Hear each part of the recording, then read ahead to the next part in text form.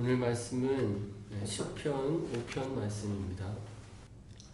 여호와여 나의 말에 귀를 기울이사 나의 심정을 헤아려 주소서. 나의 왕 나의 하나님이여 내가 부르짖는 소리를 들으소서. 내가 주께 기도하나이다. 여호와여 아침에 주께서 나의 소리를 들으시리니 아침에 내가 주께 기도하고 바라리이다. 주는 죄악을 기뻐하는 신이 아니시니 악이 주와 함께 머물지 못하나. 오만한 자들이 주의 목전에 서지 못하리이다.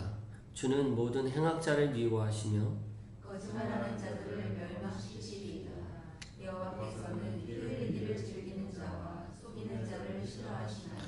오직 나는 주의 풍성한 사랑을 힘입어 주의 집에 들어가 주를 경외함으로 성전을 향하여 예배하리이다. 여호와여 나의 원수를 말미암아 주의 의로 나를 인도하시고 주의 길을 내 목전에 굳게 하소서. 그들의 입에 신실함이 없고 그들의 심중이 심히 약하며 그들의 목구멍은 열린 무덤 같고 그들의 혀로는 아첨하나이다.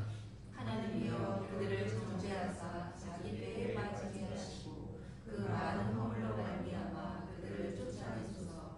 그들이 주를 배역함이니이다. 그러나 주께 피하는 모든 사람은 다 기뻐하며 주의 보호로 말미암아 영원히 기뻐 외치고 주의 이름을 사랑하는 자들은 주를 즐거워하리이다. 여호와여 주는 의인에게 복을 주시고 방패로 함같이 은혜로 그를 호위하시리이다. 아멘.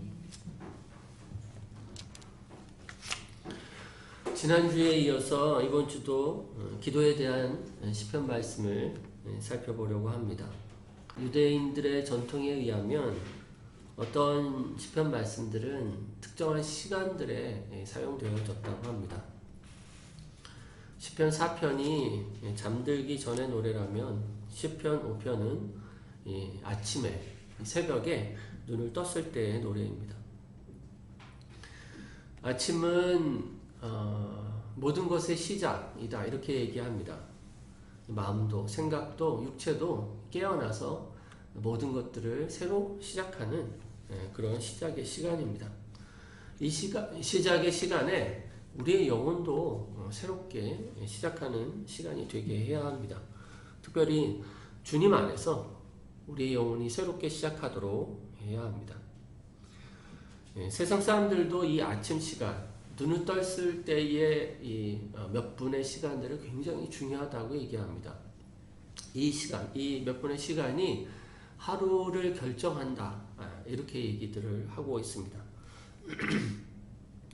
일어나자마자 핸드폰을 보고 이것저것 기사를 들여다본 날은 아침에 일찍 일어나서 주님께 기도하면서 말씀을 대한 날과는 사뭇 다른 것을 느끼게 되었을 겁니다. 하루를 대하는 마음이 이 하루 새벽에 결정되어지는 것 같아요. 이 말씀을 가지고 저와 여러분이 아침에 하나님께 나아가는 시간들을 갖기를 바랍니다. 지난주에 이어서 이번 주도 제가 끝나면 이 카드를 나눠드리겠습니다.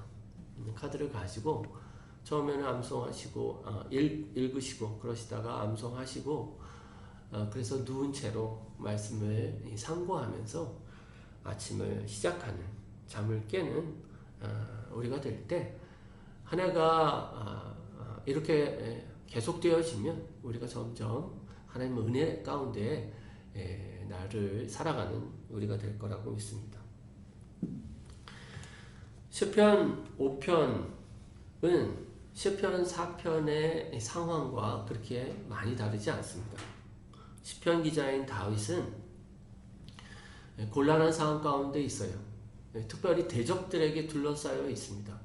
대적들은 다윗을 모함하고 있었고 여러 가지 거짓말로 그 마음을 억울하게 하고 있었습니다. 위협하고 있었어요. 우리가 여러 가지 근심과 위협 가운데 있으면 새벽에 눈을 떴다가 다시 잠을 자지 못하는 경우들이 대부분일 겁니다. 다윗도 마찬가지였어요. 아침에 눈을 떴는데 근심이 몰려온 겁니다. 대적들의 소리가 들려오는 것 같았습니다. 두려웠고 억울했고 슬펐습니다. 다윗은 이 상황 가운데서 인해 하나님께 기도하기 시작합니다. 1절부터 3절까지 보면 이 다윗의 기도가 쭉 나와 있어요. 여호와여 나의 말에 귀를 기울이사 나의 심정을 헤아려 주소서. 나의 왕 나의 하나님이여 내가 부르짖는 소리를 들으소서. 내가 주께 기도하나이다. 여호와여 아침에 주께서 나의 소리를 들으시리니 아침에 내가 주께 기도하고 바라리이다. 1절에 보면 나의 심정을 헤아려 주소서 라고 얘기할 때 이 심정은 원래 히브리어로 말하면 의성어입니다. 의성어가 뭡니까? 일종의 소리를 단어로 바꾼 것 이렇게 얘기합니다. 그러니까 하는 어떤 신음소리라든지 휴 하는 탄식 울부짖는 것 같은 신음소리가 이 바로 이 심정이라는 단어의 의미입니다. 다윗은 신음소리를 통해서 하나님께 기도했어요. 자기의 탄식이 바로 하나님께 드려지는 기도였습니다. 세상 사람들한테는 그것이 그냥 고통의 소리로 끝나는 그저 한 사람의 그런 소리이지만 하나님은 그 소리를 기도로 받으신 겁니다. 간절히 주님을 찾았고 간절히 주님을 구했어요. 이 다윗의 기도가 하나님께 드려졌을 때 그의 기도가 바뀌는 걸 봐요. 마지막에 11절 12절에 보면 그러나 주께 피하는 모든 사람은 다 기뻐하며 주의 보호로 말미암아 영원히 기뻐 외치고 주의 이름을 사랑하는 자들은 주를 즐거워하리다. 그의 슬픔, 탄식 이런 기도가 이제 기쁨으로 바뀐 겁니다. 12절은 여호와여 주는 의인에게 복을 주시고 방패로함같이 은혜로 그를 호위하시리이다. 여기서 방패로함 같은 은혜로 라고 얘기할 때 이 방패는 그냥 작은 손방패를 얘기하는 단어가 아닙니다. 히브리어에서 쓰는 이 방패라는 단어는 커다란 방패예요. 전신을 가릴 수 있는 적의 화살이 한꺼번에 날아올 때 전신을 가릴 수 있는 아주 큰 방패를 가리키는 히브리어 단어입니다. 다윗은 기도 가운데 확신에 이르렀어요. 그것은 하나님께서 은혜로 모든 공격과 어려움들 이런 것들로부터 나를 막아주실 것이다. 하나님의 그 큰 넓은 은혜가 나를 보호하실 것이다. 이렇게 확신에 찬 기도로 아침 기도가 마무리된 겁니다. 다윗은 어떤 기도를 통해서 이런 확신에 이르렀는지 오늘 천천히 살펴보고자 합니다. 두 가지가 크게 있습니다. 두 가지. 다윗의 이 탄식의 기도가 기쁨의 기도로 바뀌었던 이유가 두 가지인데 첫 번째로는 다윗 그가 하나님을 의지했기 때문이었습니다. 11절을 보시면 그러나 주께 피하는 모든 사람은 다 기뻐하며 이렇게 얘기합니다. 주께 피하는 모든 사람은 다 기뻐한다. 다윗은 곤란한 상황 가운데 뭘 했다라는 겁니까? 이 곤란한 상황 가운데 주님께 피한 거예요. 이 곤란한 상황 가운데 주님을 의지한 겁니다. 주님을 의지할 때 그 안에 말할 수 없는 기쁨이 충만해졌다. 주님을 의지할 때 하나님의 그 놀라우신 은혜가 그 가운데 넘쳐나게 되었다. 이렇게 고백하고 있는 겁니다. 이거는 다윗에게만 있는 일이 아닙니다. 많은 사람들은 시편을 보면서 또 성경을 보면서 이건 그들의 이야기지 나에게는 아니라고 생각하는 경향이 있어요. 하지만 성경은 그 누구든 하나님을 의지하면 하나님은 그의 보호가 되신다. 이렇게 얘기하고 있습니다. 하나님은 우리를 초청하고 계시는데 잘난 사람, 이른바 세상에서 잘 나가는 사람, 성공한 사람만 부르시는 것이 아니라 약한 사람, 부족하고 세상에서 실패한 사람을 부르십니다. 의원이 병든 사람에게야 쓸데있다 라고 얘기하시며 예수님은 구원이 필요한 약한 자들을 찾아가셨어요. 하나님은 적은 무리여 무서워 말라 이렇게 얘기하시면서 작은 무리에게 하나님의 구원의 손길을 내밀어 주셨습니다. 구약은 더 노골적입니다. 이사야서 41장에 보면 버러지 같은 너 야곱아 너희 너희 이스라엘의 사람들아 두려워하지 말라. 버러지 같던 작은 사람이든 적은 무리든 하나님을 의지하면 하나님이 그의 보호가 되시고 그의 의지가 되어 주신다. 이렇게 말씀하고 계시는 겁니다. 주님의 보호를 경험할 때에야 우리는 기뻐하기 시작합니다.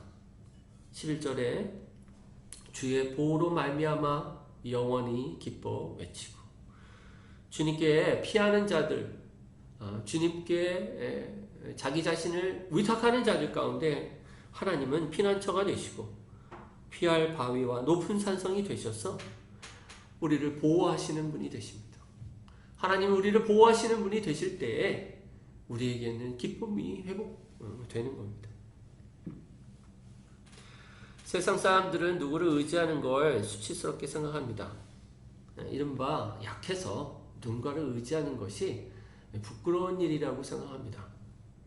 그래서 혼자서 씩씩하게 살아가는 것을 권합니다. 언뜻 떠오르는 문구가 있었습니다. 무소의 뿔처럼 혼자서 가라. 여러분 이걸 한번 찾아보니까요. 이게 여성들한테 한 얘기입니다. 여성들한테 무소의 뿔처럼 누구 의지하지 말고 남편 의지하지 말고 누구도 의지하지 말고 혼자서 씩씩하게 가라.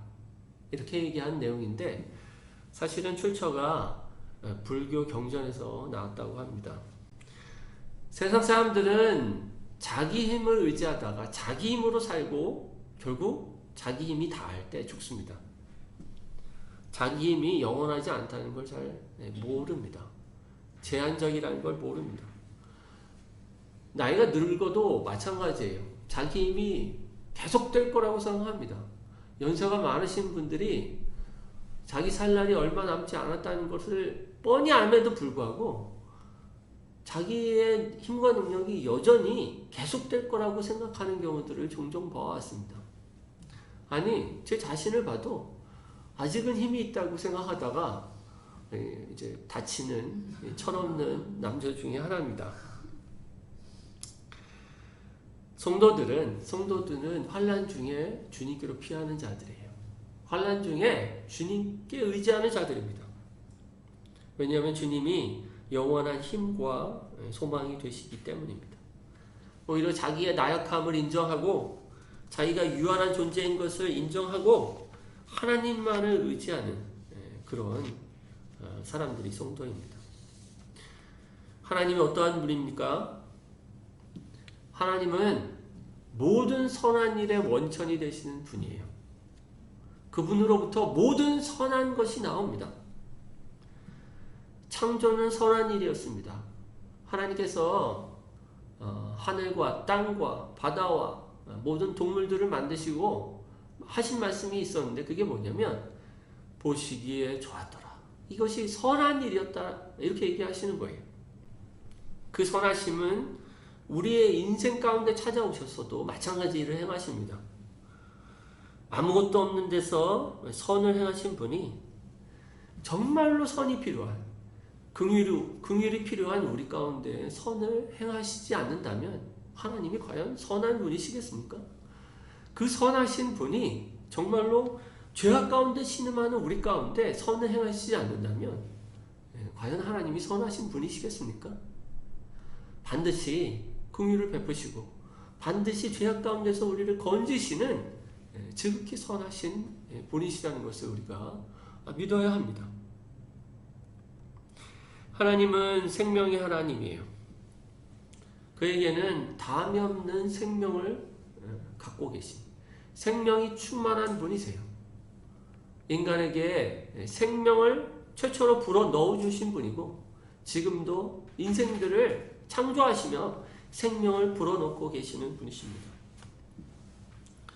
또한 자기를 의지하는 자들 가운데 오늘도 성령 안에서 이 생명을, 이 생기를 불어넣어 주시는 그런 하나님이십니다. 이사야서 40장에 소년이라도 피곤하며 곤비하며 장정이라도 넘어지며 쓰러지되 오직 여호와를 앙망하는 자는 새 힘을 얻으리니 독수리가 날개치며 올라간 같을 것이요 다른 박질하여도 곤비하지 아니하겠고 걸어가도 피곤하지 아니하리로다. 선하신 하나님, 이 생명의 하나님, 이 하나님께 우리 자신을 위탁하고 피하며 모든 능력을 구하는 것이야말로 우리가 이 땅 가운데 생명과 능력으로 살아갈 수 있는 유일한 길이 됩니다. 그래서 성경의 기자들은 자기의 약함을 자랑하기를 주저하지 않았습니다. 자기가 부족한 것을 부끄러워하지 않았어요. 그들에게는 하나님을 믿었기 때문에 하나님을 의지할 때 하나님 안에 있는 그 영원한 생명과 능력이 자기에게 부어짐을 알았기 때문에 오히려 자기의 약함을 자랑하는 그런 사람들이었습니다. 두 번째로 다윗의 기도가 탄식에서 기쁨으로 바뀐 이유는 그가 하나님을 사랑했기 때문이었습니다. 11절 후반부에 보면 주의 이름을 사랑하는 자들은 주를 즐거워하리이다 이렇게 얘기합니다. 주의 이름을 사랑하는 자들은 주를 즐거워하리이다. 우리의 진정한 기쁨은 사실 누군가를 사랑할 때 있습니다. 사랑하는 사람, 정말로 사랑하는 사람이 있을 때 기쁩니다. 그런데 정말 살아계시고 영원히 계신 하나님을 사랑할 때 우리에게는 진정한 기쁨이 넘치게 되는 겁니다. 다윗이 하나님을 사랑하게 된 이유들이 한 세 가지가 나오고 있어요. 첫째로 하나님을 알게 되어서 하나님을 사랑했습니다. 11절에 주의 이름을 사랑하는 자들은 주를 즐거워하리다 이렇게 얘기하지 않습니까? 주의 이름이라고 얘기할 때 그거는 주님의 성품을 얘기합니다. 주님의 성품. 다윗은 주님이 어떠한 분인지를 알았어요. 그래서 하나님을 사랑하지 않을 수가 없었습니다. 하나님은 자기의 이름을 통해서 자기가 어떠한 분인지를 계시하셨습니다. 이스라엘 백성들에게 자신의 이름을 가르쳐 주실 때 칠판에다가 설명하듯이 설명한 게 아닙니다. 하나님은 광야 가운데서 실제 사건과 삶을 통해서 자기의 이름을 가르쳐 주셨어요. 한 두 가지만 살펴보면 여호와 이레, 여호와의 이레 하나님은 아브라함 이야기에서 나옵니다. 아브라함이 100세 때 아들 낳았는데 이삭이었습니다. 근데 하나님께서 어느 날 이 이삭을 잡아서 나에게 제물로 바쳐라 이렇게 청천벽력 같은 명령을 하죠. 아브라함은 주저하지 않고 그 다음날 모리아 산으로 갑니다. 모리아 산으로 올라갈 때 아들 이삭이 뭔가 나무를 가져가고 아버지 아브라함이 제사를 드리려고 하는 것 같은데 제물이 안 보이는 거예요. 그래서 제물이 어디 있나요? 이렇게 질문을 하게 됩니다. 그때 아브라함이 하나님이 예배하실 것이다 이렇게 얘기해요. 아브라함은 제단 위에 이삭을 놓고 칼로 이삭을 내려치려고 합니다. 그때 하나님 막으시죠. 그리고 나서 보여주신 게 있었는데 그게 뭐냐면 숯불 사이에 끼어있는 순양입니다. 순양을 대신 잡아서 하나님께 드리는 이 사건. 고대 사람들은 이 사건을 놓고 여호와의 이레의 하나님이다 이렇게 얘기했다고 창세기에서 기록하고 있습니다. 그래서 이스라엘 백성들 가운데는 여호와 이레 하나님 하면 떠오르는 게 있었는데 그게 뭐냐면 하나님이 예비하신 대속하신 예수 그리스도 오실 메시아까지 어렴풋하지만 그들은 보지 않을 수가 없었어요. 예비하시는 하나님을 이 사건을 통해서 보게 된 겁니다. 여호와 라파의 하나님, 이것이 하나님의 이름 중에 하나죠. 여호와 라파의 하나님에 대해서는 출애굽기 15장에서 이스라엘 백성이 광야의 길을 걷다가 물이 없어서 고통당하게 되었어요. 여차저차해서 마라라는 어떤 샘을 찾게 되었는데, 내가 이제 먹을 죽일 수 있다 이렇게 생각하고 먹으려고 하는데 물이 쓴 겁니다.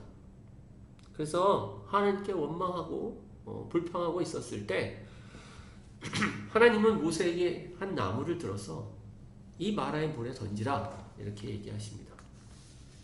모세가 그 나무를 우물에 던졌을 때 어떻게 됐습니까? 이 쓴 물이, 그래서 먹지 못하던 물이 달아졌다 이렇게 얘기합니다. 그리고 나서 하나님은 자기가 어떠한 분인지를, 자기의 이름을 이렇게 말씀하세요. 너희가 너희 하나님 나 여호와의 말을 들어 순종하고 내가 보기에 의를 행하며 내 계명에 귀를 기울이며 내 모든 규례를 지키면 내가 애굽 사람에게 내린 모든 질병 중 하나도 너희에게 내리지 아니하리니 나는 너희를 치료하는 여호와 라파임이니라. 하나님은 자기의 이름이 그냥 이론적인 이름이 되기를 원하지 않으셨어요. 자기의 이름에는 자기 백성을 돌보시고 자기 백성을 이끄시고 붙잡으시고 공포하시는 그런 하나님이심을 계시하기 위하여, 가르쳐 주시기 위하여 자기의 이름을 그렇게 사건들과 함께 우리에게 가르쳐 주신 겁니다. 여호와 니시, 여호와 샴마 뭐 다 마찬가지입니다. 다 마찬가지. 이스라엘 백성들은 각각의 이름을 들을 때마다 그 사건들이 떠올랐고 그 사건들을 통해서 하나님을 다시 바라봤어요. 다윗에게도 하나님의 이름은 마찬가지였습니다. 자기 백성을 향한 하나님의 역사, 이것들 기억했을 뿐만 아니라 또 그 하나님을 신뢰하고 나아갈 때 여호와 이레 하나님이 되신 하나님을 경험했고 여호와 라파 되신 하나님을 다윗은 경험했어요. 그래서 주의 이름을 사랑하는 자들은 주를 즐거워하리이다 이렇게 고백할 수 있었던 겁니다. 그래서 다윗은 지금 상황이 공고하고 어렵지만 하나님은 여호와 이레 하나님이시니까 나를 구원하실 거야 라고 믿었을 때 그 즐거움과 기쁨이 회복되었던 겁니다. 내가 비록 지금 심각한 질병 가운데 있지만 여호와 라파의 하나님이시기 때문에 나를 고치실 거야 라고 주님을 신뢰했던 겁니다. 그렇게 주님을 알 때 다윗은 하나님을 사랑하게 되었고 하나님을 사랑하게 될 때 그 안에 기쁨이 넘쳤던 겁니다. 둘째, 다윗이 어떻게 하나님을 사랑하게 됐냐면 하나님의 용서와 자비를 경험할 때 하나님을 사랑하게 됩니다. 우리가 4절부터 6절을 보시면 4절 한번 볼까요? 4절에 주는 죄악을 기뻐하는 신이 아니시니 이렇게 얘기합니다. 이 다윗에게 있는 어떤 큰 확신인데 그게 뭐냐면 하나님은 악을 미워하신다. 악을 싫어하신다. 죄악을 기뻐하지 않는다. 그래서 악이 주와 함께 머물지 못하며 오만한 자들이 주의 목전에 서지 못하리이다. 주는 모든 행악자를 미워하시며 거짓말하는 자들을 멸망시키시리이다. 여호와께서는 피 흘리기를 즐기는 자와 속이는 자를 싫어하시나이다. 다윗이 알았던 하나님은 악을 싫어하고 죄를 싫어하는 하나님이었습니다. 그러면 다윗은 자기 자신에 대해서 어떻게 했겠습니까? 자기의 죄를 늘 하나님께 보호하고 토했던 사람임에 분명합니다. 자기의 죄와 싸웠던 사람임에 분명해요. 그래서 하나님 앞에 회개하고 돌이키고 용서를 구할 때 뭘 경험했겠습니까? 하나님의 자비와 용서를 경험한 겁니다. 늘 주님 앞에 용서를 구하고 죄를 싫어하시는 하나님 앞에 자기 죄를 토설할 때 하나님이 자기를 회복하게 하시는 것을 반복적으로 경험할 때에야 다윗은 하나님을 사랑하게 된 거예요. 신약에서도 향유 옥합을 깨뜨린 마리아에게 이렇게 말씀하세요. 주변에 있는 사람들은 향유 옥합을 깨뜨려서 예수님 발에 쏟았던 이 여인을 막 뭐라고 했지만 예수님은 이 여인을 칭찬하시면서 누가복음 7장에서 이렇게 얘기해요. 그의 많은 죄가 사하여졌도다. 이는 그의 사랑함이 많음이라. 사함을 받은 일이 적은 자는 적게 사랑하느니라. 마리아는 주님으로부터 많은 용서를 받았기 때문에 주님을 이렇게 많이 사랑하게 되었구나, 이렇게 얘기하고 계시는 거예요. 어떤 사람이 회개를 했는데 그 회개가 정말로 되어진지 아닌지는 회개한 이후에 주님을 얼만큼 더 깊이 사랑하느냐로 결정지어집니다. 내가 회개를 했는데 주님을 덜 사랑하는 것 같고 이전보다 별 주님을 사랑하는 마음의 차이가 없다면 회개가 제대로 된 게 아닙니다. 우리는 반드시 예수 그리스도를 의뢰하여 하나님께 용서를 구하게 되어 있고 예수 그리스도의 공로에 대해서 감사하는 마음이 회개 이후에 생기지 않을 수가 없어요. 그래서 자기의 죄를 깨닫고 주님께 회개를 하고 주님의 자비하심을 경험하면 경험할수록 예수님을 사랑하고 더 사랑할 수밖에 없게 되는 겁니다.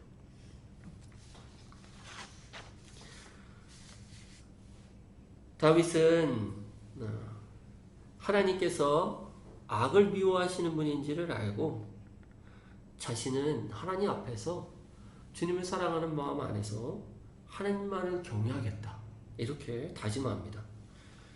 7절을 보면 7절 앞에 그러나 라는 말을 넣으면 더 확실하게 의미가 전달되어집니다. 6절부터 다시 한번 읽으면 거짓말한 자들을 멸망시키리이다. 여호와께서는 피 흘리기를 즐기는 자와 속이는 자를 싫어하시나이다. 그러나 오직 나는 주의 풍성한 사랑을 힘입어 주의 집에 들어가 주를 경외함으로 성전을 향하여 예배하리이다. 다윗은 이 악을 미워하시는 하나님 앞에 자기의 죄를 회개하고 돌이키고 용서함을 받은 것뿐만 아니라 이제 의의 길을 걷도록 언제나 주님을 따르도록 이렇게 자기의 마음을 이렇게 다짐하는 모습을 보여줍니다.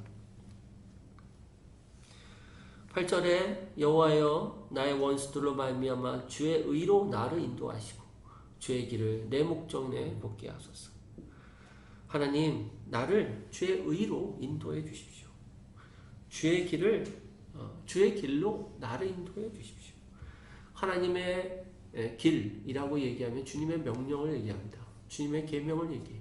주님 말씀하신 그 명령과 계명을 따라 사는 의의 길을 갈 수 있도록 주님 도와주십시오. 저 그렇게 걷겠습니다. 이렇게 주님 앞에 이렇게 얘기하고 있는 겁니다. 다윗은 악을 미워하고 선을 사랑하는 것 때문에 주님을 더 사랑할 수 있었어요. 시편은 의인들의 기쁨에 대해서 여러 곳에서 선포합니다. 시편 68편 3절에 의인은 기뻐하며 하나님 앞에 뛰놀며 기뻐하고 즐거워할지어다. 하나님의 말씀에 창념하고 주님 명령하신 것을 감사함으로 따르는 자들 가운데에는 하나님의 기쁨으로 보상해 주시는 겁니다. 주님의 기쁨이 그들 가운데 있게 하시는 겁니다.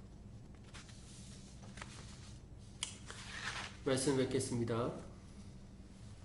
한 해를 시작하면서 이 시편 5편의 기도를 통해 하나님 앞에 자기의 중심을 아침에 일어날 때 이렇게 0점 조정하듯 딱 이렇게 세팅하는 저와 여러분이 됐으면 좋겠습니다.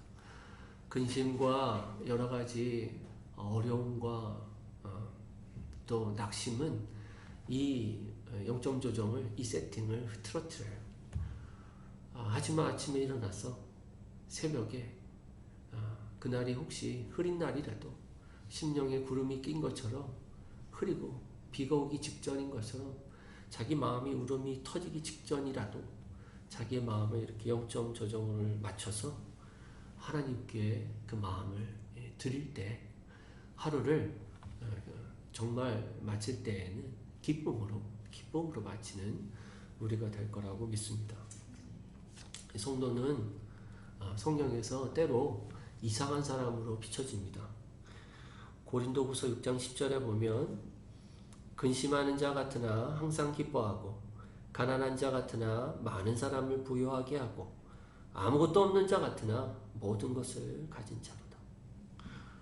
근심할 이유가 산적해 있는데 기뻐하고 낙심할 이유가 산적해 있는데 즐거워하는 성도들, 이 성도의 모습이 우리 가운데 충만하길 바랍니다. 우리에게는 하나님이 있고 우리 자신을 위탁할 하나님이 계십니다. 우리가 성령 안에서 그 하나님의 사랑에 거하게 될 때, 또 믿음의 길을 걷고 의의 길을 걸을 때, 때로 넘어져서 죄 가운데 있다 할지라도 십자가의 보혈을 의지하여 죄를 용서함을 주님께 구하고 하나님의 자비를 받아들일 때 우리는 주님을 더욱 깊이 사랑하게 되고 결국 우리 안에 하나님의 큰 은총과 자비로 하나님의 은혜로 호위하시는 귀한 역사가 있을 거라고 믿습니다. 이렇게 나아가시는 우리 성도들 한 분 한 분 다 되시기를 주님의 이름으로 축원합니다.